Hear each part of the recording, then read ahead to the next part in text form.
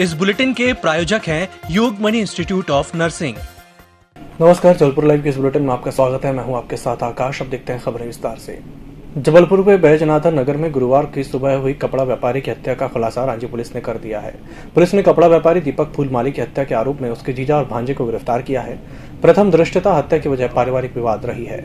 कल एक हत्या का प्रकरण थाना रांची क्षेत्रांतर्गत प्रकाश में आया था, जिसमें व्यक्ति की ऐसा लग रहा था कि प्रथम दृष्टया उसको पत्थर सिर पे मार के उसकी हत्या कारित की गई है। इस प्रकरण में 302 का अपराध जो है थाना रांची में पंजीबद्ध किया गया और महज 24 घंटे के अंदर इस प्रकरण की गुत्थी सुलझा ली है रांची पुलिस ने। इसमें कुल मिलाकर के ये निकला है मामला कि मृतक की हत्या उसी के भांजे ने, सगे भांजे ने की है, जिसमें उसका साथ मृतक के जीजा ने और एक अपचारी बालक ने भी दिया है। कुल मिलाकर के घटनाक्रम इस प्रकार का है कि जो मृतक है वो जनरली उनकी जो कपड़े की दुकान है उसको बंद करके घर आ जाते थे करीबन रात्रि 8:30 बजे। परसों वो नहीं आए, इससे उनकी पत्नी को संदेह उत्पन्न हुआ। वो अगले दिन थाने गई रिपोर्ट करने।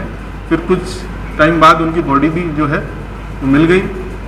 फिर संदेह के आधार पर उनके जो भांजे हैं उनसे कड़ाई से पूछताछ की गई और उनसे अच्छे से सारे तथ्यों को कोरिलेट किया गया। तो फिर ये मामला निकल के आया, जिसमें अभी तक 3 लोगों की गिरफ्तारी हो गई, जिसमें 2 पंटी ओम प्रकाश सोमकुंवर 52 वर्ष के हैं जो मृतक के जीजा लगते हैं, और जो मुख्य आरोपी जो मृतक का साला है सौरभ सोमकुंवर 25 वर्ष, इनकी गिरफ्तारी हुई है। जबलपुर की आयुध निर्माणी फैक्ट्री का निगमीकरण किए जाने को लेकर समस्त कर्मचारी अधिकारियों ने 1 अक्टूबर का दिन काला दिवस के रूप में मना रहे हैं। आयुध निर्माणी फैक्ट्री के अधिकारियों ने कहा कि जब जब देश को जरूरत पड़ी है तो फैक्ट्री के कर्मचारियों ने और अधिकारियों ने निर्माण करके अपनी अहम भूमिका निभाई है, लेकिन आज इस निगमीकरण किया जा रहा है, जिसके विरोध में सभी लोग काला दिवस मना रहे हैं।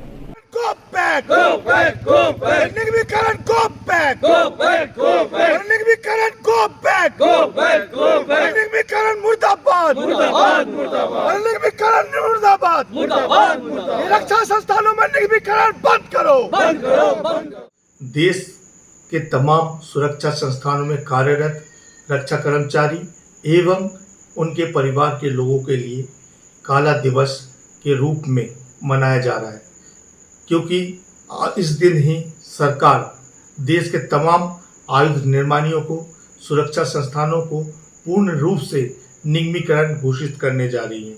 वे आयुध निर्माणी जिन्होंने देश की रक्षा के लिए 220 वर्ष से लगातार देश को सेवा दे रही है, वह आयुध निर्माणी जब जब देश में विपत्तियां आई, बाहरी ताकतों ने देश पर आक्रमण किया, तब इन्हीं आयुध निर्माणियों ने सेना को समय पर औजार उपकरण उपलब्ध कराकर देश की रक्षा की।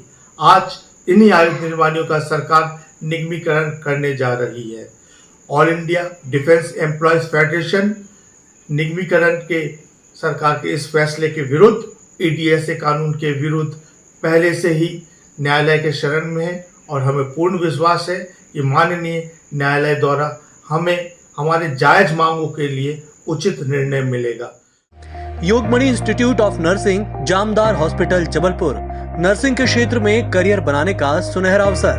प्रवेश प्रारंभ BSc nursing, post basic BSc nursing, GNM। पता 198/2 Raigwa, ward number 72, Arihant warehouse के पीछे, पाटन बाईपास चौक के पास, जबलपुर।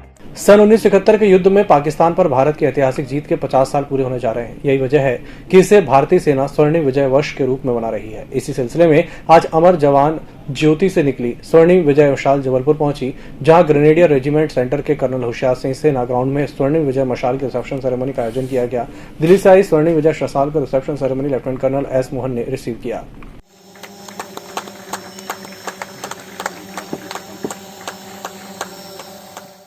भाई ये तो मैं कहूँगा, मेरे जो इस समय जर्नल्स वगैरह सब यहाँ पोस्टेड हैं, तो उन लोगों की मैं बधाई दूंगा कि उन लोगों ने हमें इतना सम्मान दिया।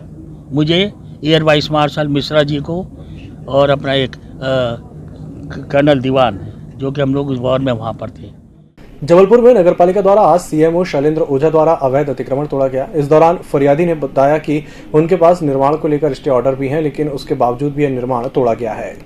बिना जानकारी दिए नगरपालिका के कर्मचारी आए थे जो इसको तोड़ने, तो हम लोगों ने मना किया कि भाई नहीं तोड़ो। सीएमओ साहब से रिक्वेस्ट की कि इसको नहीं तोड़ो, तो उन्होंने अलग किया और हमें बोला कि क्या कहते हैं, आप बीच में बाधा दे रही हो कानूनी कार्यवाही के समय में, तो हम आपको पुलिस कांस्टेबल बुला के अंदर करके बैठा देंगे। आप बाधा दे रही हो, इसके आप बीच से हट जाओ, तोड़ने दो। हमारे बहुत 1 घंटे तक बोलने के बावजूद, रिक्वेस्ट हाथ जोड़ने के बावजूद उन्होंने हमारी नहीं सुनी। बिना सूचना, हमें कोई सूचना इसकी पहले नहीं, जबकि हमारे पास सिविल न्यायालय का स्टे आदेश भी था कि 580 का सरल नंबर में नगरपालिका किसी तरह की कोई दखलंदाजी ना करे। स्टे ऑर्डर के बाद भी उन्होंने उसकी धज्जियां उड़ा दी स्टे ऑर्डर का, और ये सब कार्रवाई अवैधानिक तरीके से उन्होंने कर दी और हमको 2 लाख रुपए का करीब नुकसान पहुंचाया है। और हमेशा ऐसी प्रताड़ित करते रहते हैं। हमारा भाई भी इसी प्रताड़ना में खत्म हो गया, हमारे माता पिता भी इसी प्रताड़ना में खत्म हो गए, क्योंकि हमेशा ये अभी से नहीं, करीब 50 साल से ऐसे ही नगरपालिका पीछे पड़ी रहती है। इसके अलावा हमारे पास कोई जमीन नहीं रहे। जबलपुर में विधायक विनय सक्सेना ने आज प्रेस कॉन्फ्रेंस की। उन्होंने बताया कि शहर में फैली अवस्था को लेकर कांग्रेस 4 अक्टूबर को पदयात्रा निकालेगी।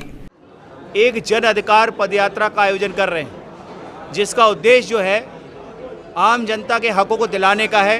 जबलपुर शहर में बढ़ रही बीमारियों का, जबलपुर शहर में सब जगह जो अव्यवस्थित तरह से सड़कें खोद दी गई हैं, शहर में जो बेरोजगारी लगातार बढ़ रही है, जबलपुर शहर की जो साफ़ सफाई व्यवस्था अस्त व्यस्त और अराजक हो गई है, जबलपुर शहर में जिस तरह से डेंगू चिकनगुनिया का प्रकोप चल रहा है और कोरोना की बीमारी अभी ख़त्म नहीं हुई है, लेकिन जिस तरह से सरकार सो रही है, इस सरकार को जगाने के लिए, जनता के अधिकार दिलाने के लिए मैं आप लोगों के माध्यम से ये अपील करना चाहता हूँ शहर से, कृपया करके उस दिन 11 बजे से 2 बजे के बीच शहीद स्मारक से जो घंटाघर सड़क है उसका उपयोग आम नागरिक ना करें, जिससे उनको कोई परेशानी हो। और जबलपुर शहर के जिला प्रशासन को चेतावनी के साथ कहना चाहता हूँ कि वो उस दिन पूरी व्यवस्था ऐसी जमाए कि आम नागरिकों को आने जाने में अव्यवस्था ना हो।